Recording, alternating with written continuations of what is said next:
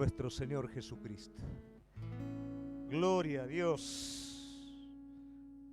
Es hermoso alabar el nombre de nuestro Señor. Amén. Podemos tomar nuestros asientos. Qué lindo verlos de nuevo, aunque muchos están guardaditos en casa porque han sido o han tenido contacto estrecho o se han contagiado. Esto nos anima, ¿no?, a cuidarnos, a tener responsabilidad. No, como decimos siempre, ser paranoico, tener miedo, pero sí ser responsables, ser cuidadosos, sabiendo que el Señor tiene cuidado de cada uno de nosotros. Bueno, lindo verlos de nuevo. En serio, con muchas ganas de verlo, uno descansa y todo, pero somos cuerpo, y el cuerpo quiere estar unido. El cuerpo necesita del cuerpo. Si bien los hemos estado viendo, los videitos y todo, pero bueno, el contacto personal es otra cosa. Así que bueno, lindo estar nuevamente aquí. Y los jueves hemos estado hablando acerca de servicio, ¿correcto? ¿O me equivoco?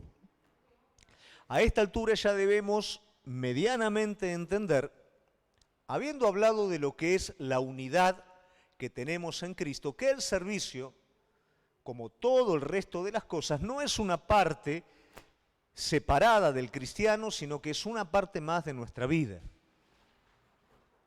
Nos cuesta a veces entender que el Espíritu Santo es Cristo en nosotros y Cristo en nosotros como una nueva vida. Continuamente está en la búsqueda del Padre, continuamente rinde su voluntad al Padre, continuamente busca la verdad del Señor, continuamente sirve y todo lo que hace lo hace para Dios. Eso rompe la estructura de hago esto para mí, hago esto para Dios, es todo Cristo. ¿Y en eso qué pasa? Yo me expando, me amplío.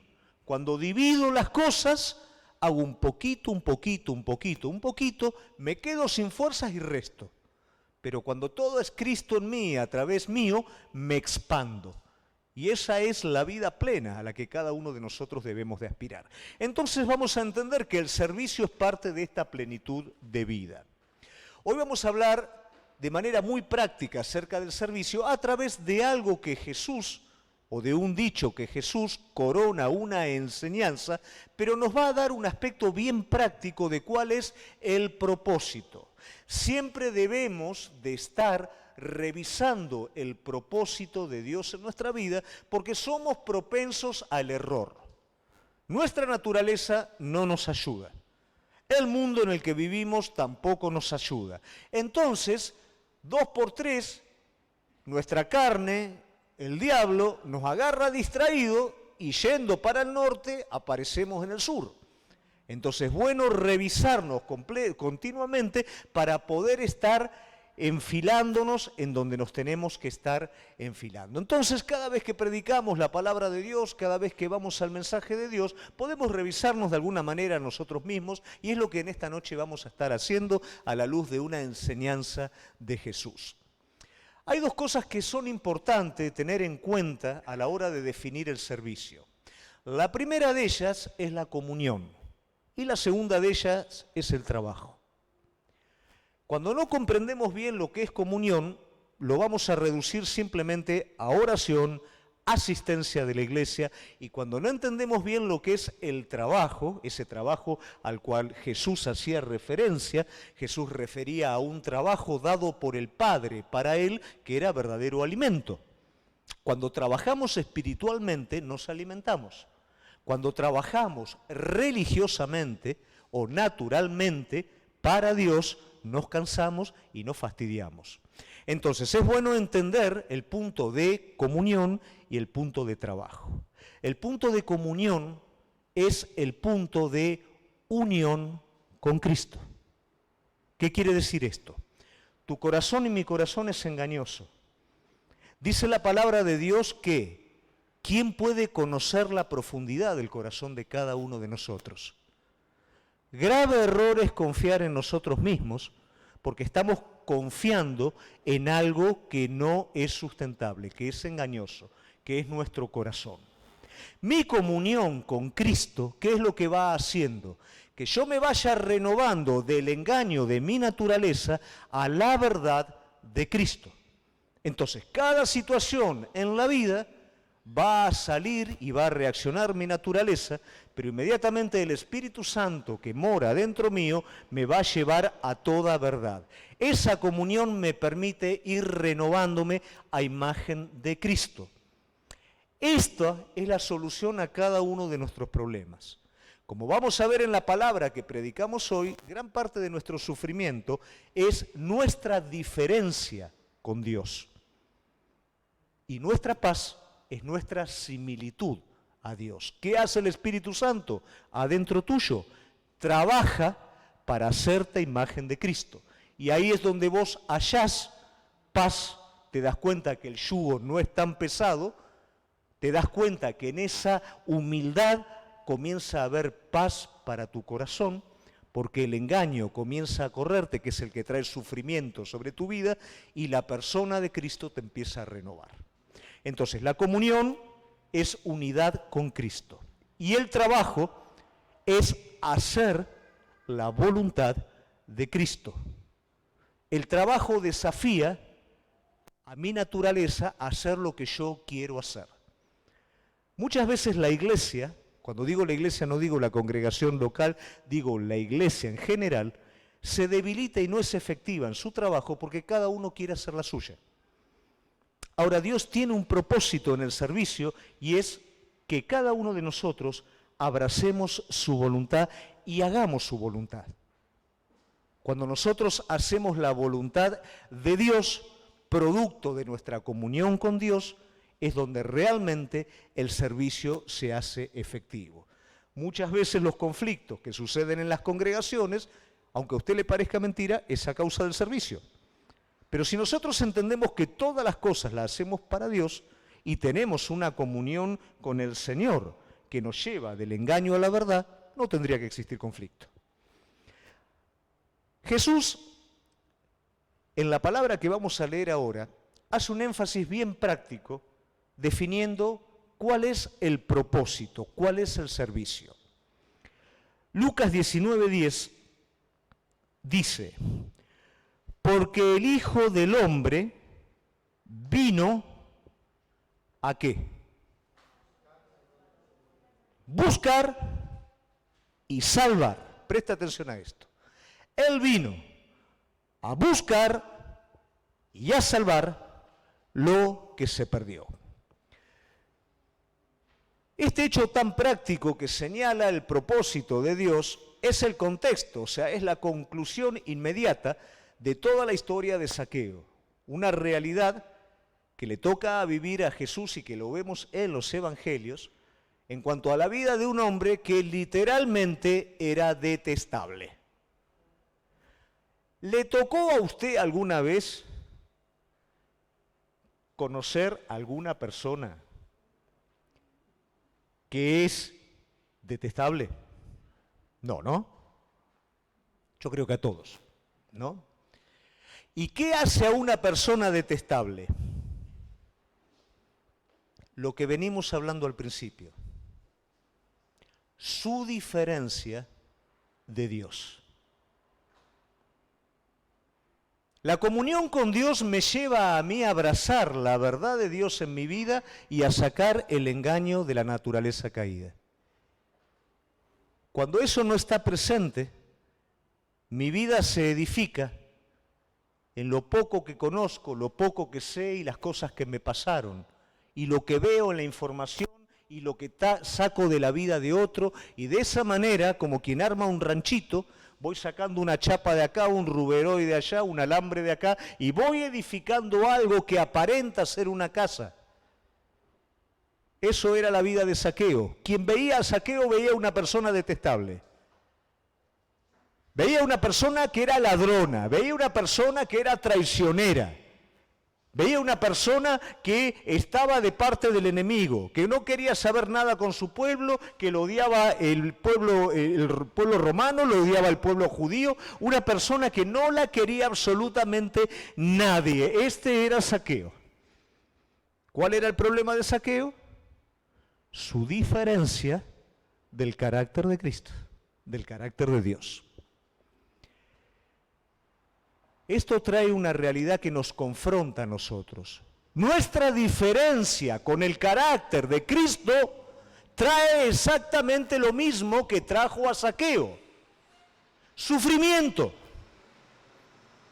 No sufrís por lo que te pasa, no sufro por lo que me pasa, sufro por lo que soy. Esto nos va a ir podando de todas las excusas, de todas las falsas esperanzas que ponemos en situaciones que si cambian nos van a hacer sentir mejor. Las situaciones van a cambiar y tal vez temporalmente voy a sentir una suerte de bienestar, pero yo no puedo dejar de ser lo que soy si todavía no soy renovado por Cristo. O sea que la cosa se va a repetir en otra situación, pero se va a volver a repetir. Si cambio de marido voy a estar mejor. Y cambio de marido. Y yo nunca cambié. Y este marido nuevo que tengo es mejor que el otro. Y tal vez es cierto, pero yo soy el mismo. Y la parte mía que provocó el problema en el otro marido lo va a provocar en este también. Sufro por mi diferencia con Cristo, no por lo que pasa alrededor. Pasan cosas alrededor, pero el sufrimiento más grande es mi diferencia de Cristo. Y esa es la real necesidad por la cual el Señor viene a buscar y a salvar lo que se perdió. ¿Cuál es la necesidad real del hombre? Mucha gente se acercaba a Jesús, pero la necesidad real era que Zaqueo no quería ser lo que era. Zaqueo no tenía problema de plata, no tenía problema de relaciones, y aún con sus enemigos todos estaban bien con Zaqueo porque era el cobrador de impuestos. O sea que por afuera todo estaba bien, pero adentro Zaqueo sentía que se moría.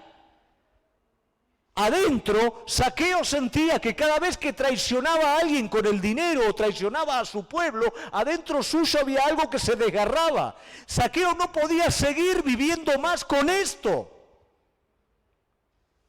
Y Jesús vino a buscar a aquel que ya no puede vivir más con esto. Cuidado, otros publicanos sí podían vivir con esto, aprendieron a disfrazarlo, aprendieron a sobrellevarlo, aprendieron a sacar su beneficio personal de todo esto y a conformarse con esto. Habían también prostitutas, dirigentes religiosos, que no tenían problema con esa diferencia interna con Dios. Habían aprendido a llevar todo eso y no les causaba problemas. Prostitutas que tal vez decían, ¿para qué voy a limpiar una casa si a mí me va mejor así? Pero había una mujer que no soportaba más la situación. No soportaba más adentro suyo ese sufrimiento. Y lo fue a buscar a él, como Zaqueo lo fue a buscar al Señor. Pero la realidad es que Zaqueo no lo fue a buscar al Señor. Jesús lo vino a buscar a Zaqueo, porque él vino a buscar y a salvar lo que se había perdido. Esto es importante, que el entendimiento se pueda abrir en nuestra mente, porque hay muchos Zaqueos alrededor de cada uno de nosotros. Y en vez nosotros de ver la diferencia de Cristo en ellos y el sufrimiento que eso está trayendo en sus vidas, vemos lo detestable que esa persona es. Vemos la diferencia como algo que juzgamos y no como la necesidad de esa misma persona. Porque a veces eso detestable es la defensa con lo cual la persona quiere tapar su sufrimiento. Pero esa persona ya no aguanta más seguir viviendo de esa manera. Y Cristo lo sabe. Por eso Él lo viene a buscar. Cuando Jesús dice: todos los que estáis trabajados y cargados, vengan a mí a descansar, es sobre esta diferencia, que el hombre está trabajado y está cargado. Este es el problema real del hombre. Hay otros problemas que no es que no sean reales, pero no son los primarios. Y generalmente llegamos a Cristo por esos problemas. Pero tarde o temprano tenemos que entender cuál es el real problema. Y que Cristo vino a buscar y a salvar lo que se había perdido. Ahora bien, también dice la palabra de Dios que Cristo fue hallado por quienes no le buscaban. Esto también nos despierta un poco a nosotros, porque en apariencia el pueblo de Dios era el que buscaba a Cristo. Era el que sabía las profecías, era el que sabía la palabra como nosotros también. Somos los que conocemos la palabra de Dios, conocemos las profecías, pero la pregunta es, ¿lo estamos buscando realmente?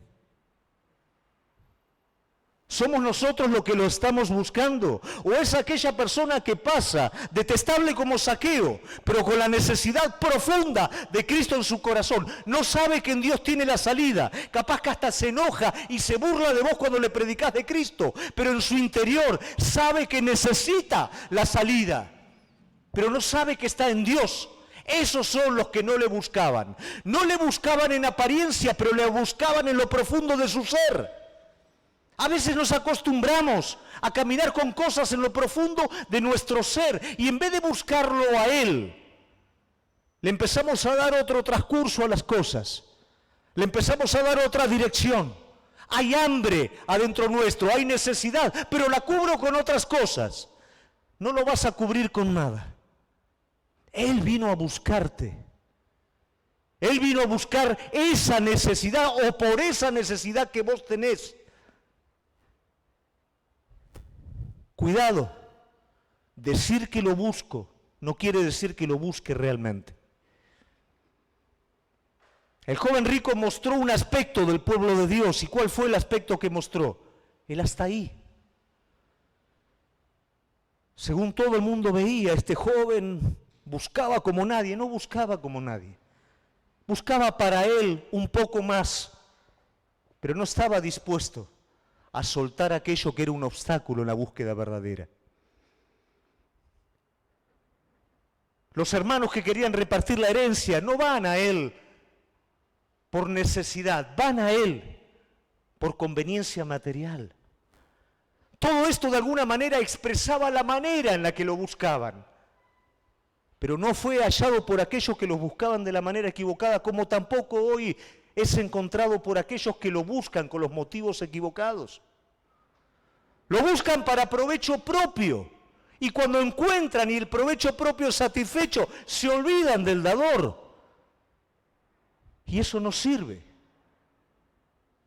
Pero había otros, publicanos, rameras, pecadores, que estaban desesperados.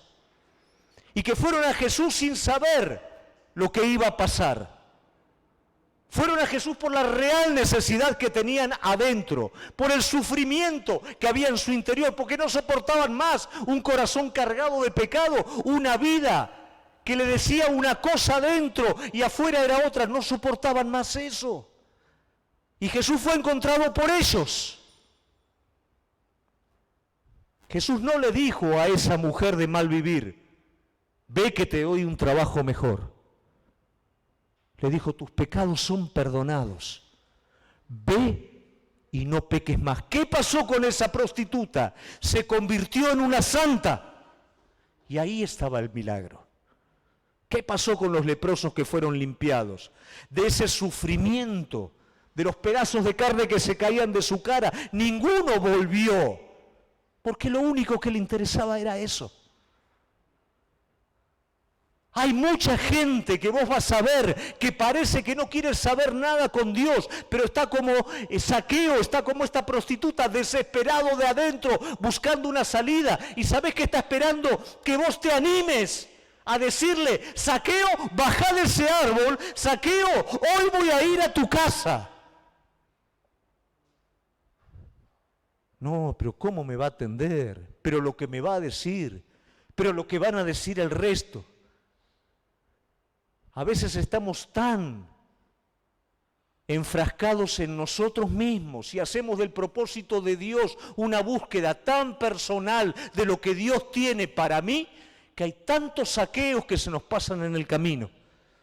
desesperados, buscando que nosotros podamos buscar y salvar al que se perdió. Fue encontrado por quienes no lo buscaban. Muchas veces adentro de la iglesia no se lo busca en serio. Y afuera, sin conocer, hay una búsqueda real de hombres y mujeres que necesitan la salvación de Cristo. No saben cómo es y no van a saber hasta que vos y yo no se la llevemos. A veces podemos caminar con Él, pero con un pensamiento completamente distinto a buscar y salvar lo que se perdió.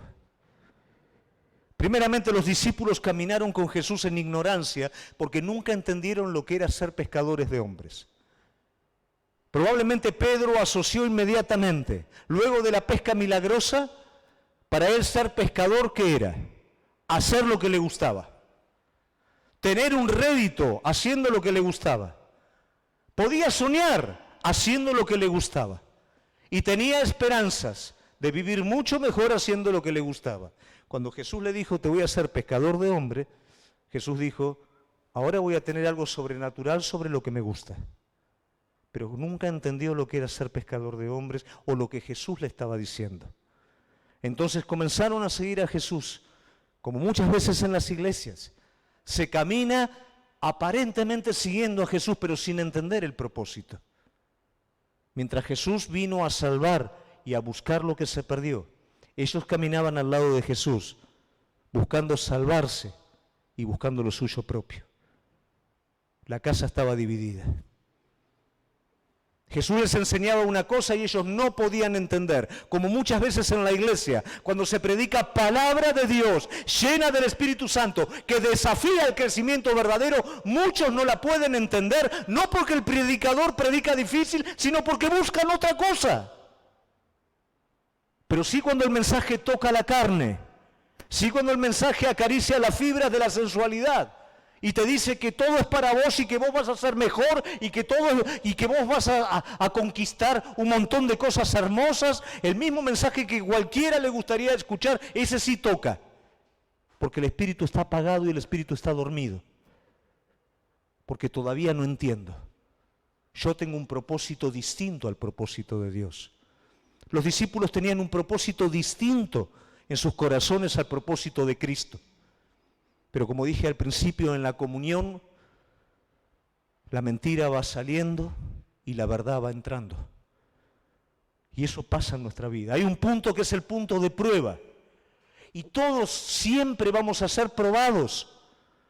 Ese punto de prueba no hace ni más ni menos que dejarnos ver la realidad de las cosas. Ese punto de prueba les dejó ver a los discípulos cuál era la realidad de su vida. ¿Qué era lo que realmente ellos estaban buscando? ¿Y sabés qué pasa cuando viene la prueba? Cuando viene la prueba, suelto lo que no está en primer lugar en mi corazón. Pero a su vez también la prueba me demuestra qué es lo que está en primer lugar en mi corazón. ¿Por qué los discípulos corrieron para salvar su vida? Porque su vida era lo primero que estaba en ellos. Era lo primero que estaba en su corazón, salvarse ellos. ¿Y qué fue lo que hicieron? Cuando vino la prueba, se salvaron ellos. Pero qué amargo el precio. Luego, pero qué dulce la restauración. Cuando Jesús viene, y ya sabía Jesús porque ya le dijo lo que iba a pasar. Pero ahora sí no le dice, te haré pescadores de hombres, te dice, ¿me amas? ¿Te juntás conmigo? Si te juntás conmigo, hacé lo que yo quiero hacer con un mundo que se pierde.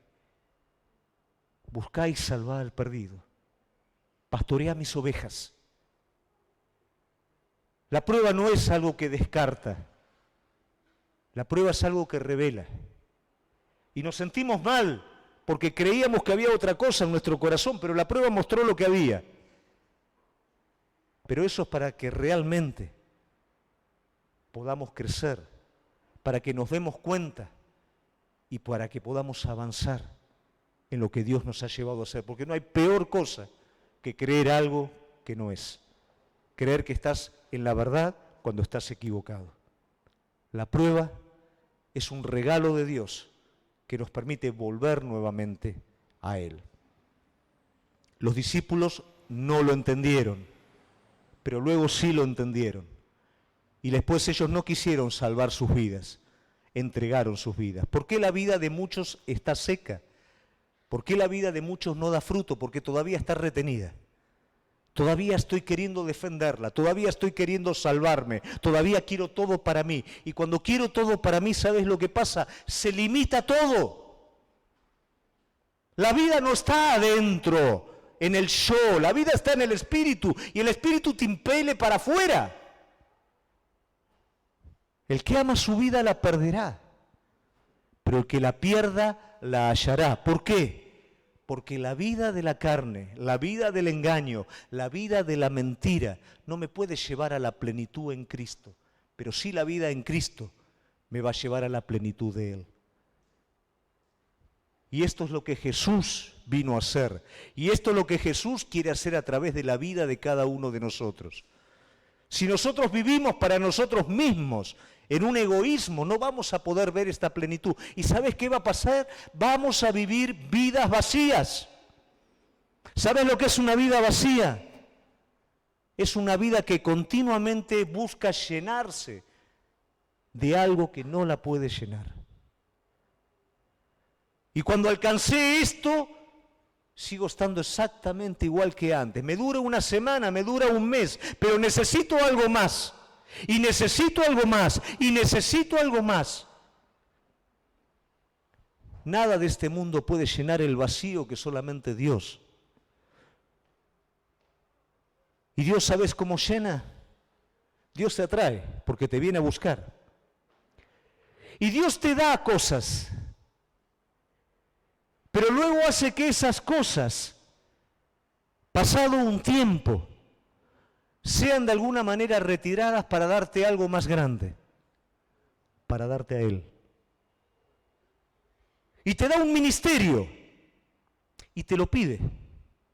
Te da el hijo de la promesa, pero te lo pide de nuevo. Porque si vos retenés al hijo de la promesa, te convertís en padre de un hijo. Pero si vos se lo entregás a Él, te convertís en padre de multitudes. Cuando tomamos lo de Él y lo naturalizamos, lo limitamos y lo perdemos. Pero cuando lo entregamos, se multiplica y el vacío de nuestro corazón es lleno.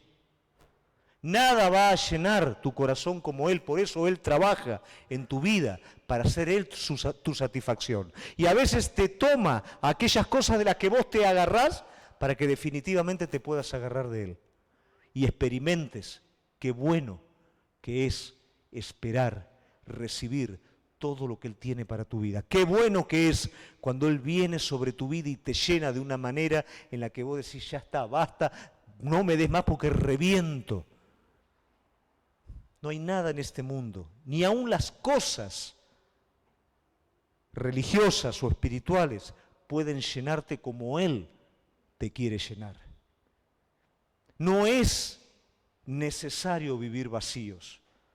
Nosotros elegimos vivir vacíos cuando queremos ser llenos de lo que nos satisface.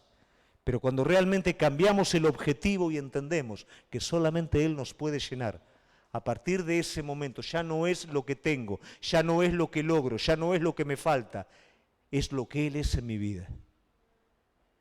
Y el servicio, el ganar un alma, es un complemento de esta llenura. ¿Cuántos quieren ser llenos del Espíritu Santo? ¿Para qué? ¿Para qué crees que Dios quiere llenarte de su Espíritu? Bien, bien, Gustavo. Porque no es un asunto de acción. Él sabe que si vos ganás un alma, vos vas a ser renovado. Porque fuiste hecho para eso. No fuiste hecho para rebalsar y perder lo que sale de vos. No fuiste hecho para llenarte del Espíritu, para sentirme bien fuerte y estar bien. Eso es una parte muy chiquita y es una consecuencia. Pero Dios te da su Espíritu para buscar y salvar lo que se perdió. ¿Y sabés qué pasa cuando vos encontrás y salvás lo que se perdió? Hay un gozo tan, pero tan grande. Hay una llenura y una renovación adentro tuyo tan, pero tan grande que te das cuenta cuando Jesús decía, hacer la obra de mi Padre es mi alimento. Estamos vacíos cuando nos alimentamos con algo inferior, pero que cuando en una comunión con Él llevamos a cabo el propósito de Él, eso se completa y terminamos siendo llenos. A veces queremos que la iglesia produzca como espacio físico, como sistema, lo que nosotros tenemos que hacer como siervos de Dios. Y nos frustramos. No viene gente. ¿Cuántos ganaste? ¿A cuántos le predicaste? ¿A cuántos les hablaste? ¿A cuántos saqueos invitaste o dijiste te voy a ir a ver? ¿Cuánto importunaste? Pero qué lindo que es cuando oraste por un alma, como el desafío que Yami nos está haciendo y Reggie nos está llevando, y ese alma se convirtió. Durante 20 años estuve orando por una familia. Luego de 15 años, la mujer se entregó. No tuve muy buenas vacaciones. Los primeros 7 días estuve con una gastritis que no me podía mover de la cama. Los segundos 7 días, a la mitad, fallece el esposo de mi madre y tenemos que viajar toda la noche hacia Mar del Plata desde Córdoba para poder hacer todo el proceso. Y uno diría, las vacaciones, ¿no? El descanso. Pero el esposo de esta mujer que se convirtió tiene una enfermedad por la cual cada uno de ustedes ha estado orando en el grupo de oración. Y en la última visita que yo le pude haber hecho a él antes de encontrarme en este viaje, fue decirle, tenés que darle la dirección a Dios en tu vida. Ya no podés manejar más. Hasta acá llegaste. Es una persona que yo la quiero con todo mi corazón, le tengo mucha estima. Es una persona muy capaz. Es estas personas que en un debate, en una conversación te ganan. Muy preparada, muy capaz. Tal es así que yo tenía más fe de que el Señor sanara su físico, de que Él se convirtiera. Le voy a ser bien sincero. Y en una de esas noches, Él me llama para hablar. Y nuestra oración era, Señor, ya sea por palabra nuestra, por sueño, por otra persona o aún por un ángel, que Él sea salvo. Y Él me llamó por teléfono, me dijo, me quedó lo que habíamos hablado y vos sabés que le entregué la dirección de mi vida a Dios. Y en una situación en la que me tenían que hacer un estudio, algo complicado, le dije, acá está. Y zafó. Y se sintió bien. Pero vino una persona y no pueden entrar personas allá. Yo, de hecho, no podía entrar a la sala en la que él estaba. Tenía que verlo afuera o tenía que encontrarme ahí en un cafecito, como un cafecito, porque por el COVID y todo no podía haber personas en ese lugar. Pero alguien le dijo, decir al pastor con el que estás hablando que está todo bien, pero que te haga hacer la oración de entrega. Y me llama urgente. Gustavo, quiero que vengas mañana. Resumiéndotelo todo un poquito, él hizo la oración de entrega, pero él la pidió.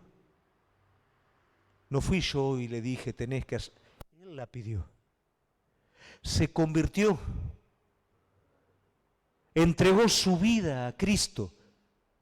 Yo te puedo asegurar que todo lo que no fue muy lindo que viví en las vacaciones, todo esto hizo que fueran las mejores vacaciones de mi vida. Tal vez de otra manera me hubiera venido físicamente más descansado, con algunas cosas lindas, que no estuvieron, no fueron. Pero ver el milagro de cómo una persona pasó de muerte a vida, cómo una persona que parecía imposible, ahora está orando con su esposa, le pide a su esposa que ore por él. Esto es un asunto de días y él ora por su esposa. Porque Jesús vino a salvar y a buscar lo que se había perdido. Y cuando pasa eso, salimos de toda esa nube, de toda esa fuerza religiosa que nosotros le ponemos y entendemos, esto es el propósito que nos llena la comunión con Él y nos llena ser parte de ese propósito. Yo toco el cielo.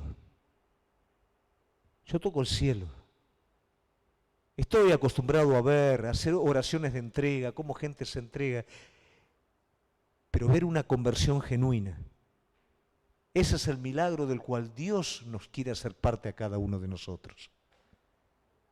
Pero tenemos que entender que no podemos caminar como los discípulos, buscando lo nuestro propio cuando Jesús estaba tratando de hacerles entender que ellos eran los que iban a salvar y a buscar lo que se perdió. A veces lo que realmente estamos buscando no viene por el lado donde lo estamos esperando.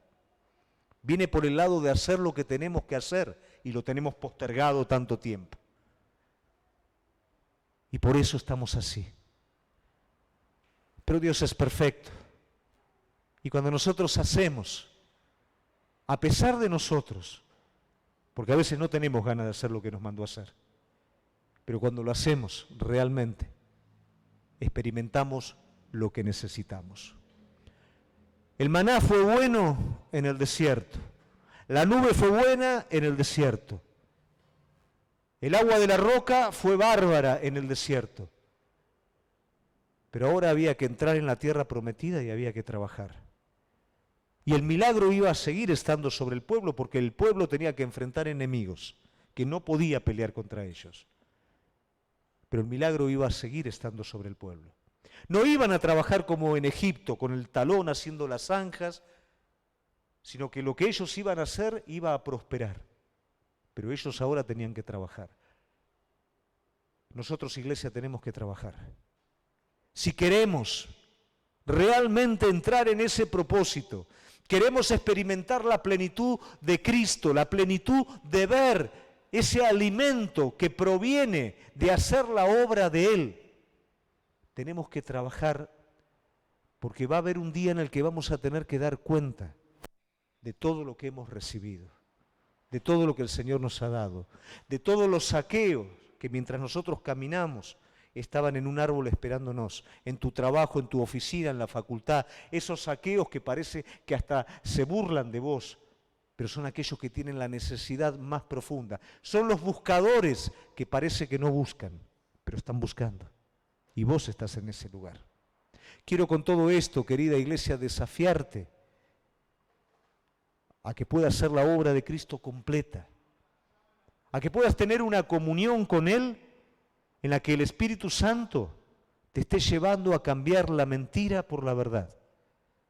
Y a veces la mentira la sentís.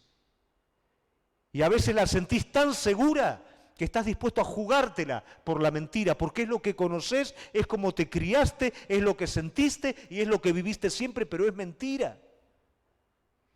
Y la verdad no se siente tan linda como la mentira que sé. Y parece más cierta la mentira que la verdad. Pero la comunión y el Espíritu Santo te va a decir, esto no funciona. Esto es lo que te está frenando, lo que te está deteniendo, lo que te ha hecho equivocar tantas veces. Cambia. Pero acá me siento débil. No importa, yo soy tu fortaleza. Empezá a vivir mi verdad. Y vas a ver cómo el cambio comienza. Empezá a hacer lo que yo te pedí que hagas, no lo que vos querés hacer y lo que vos querés buscar. Y vas a ver cómo va a empezar a pasar lo que realmente tiene que pasar. La gente va a conocerme y vos vas a ser una persona tan llena cuando veas que soy capaz de usarte para mi reino. Que toda esa sensación de vacío definitivamente va a ser llena. Y sabés qué va a pasar, y aparte todo lo demás, Dios lo va a hacer. Cuando eso no sea lo primero que vos busques. Dedícate en tu corazón a Él, que Él va a bendecir la obra de tus manos. Amén.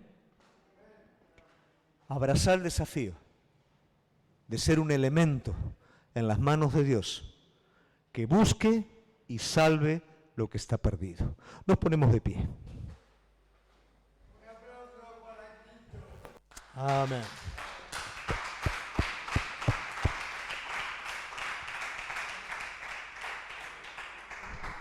Muy bien, Gustavo, gracias. Cerramos nuestros ojos y oramos.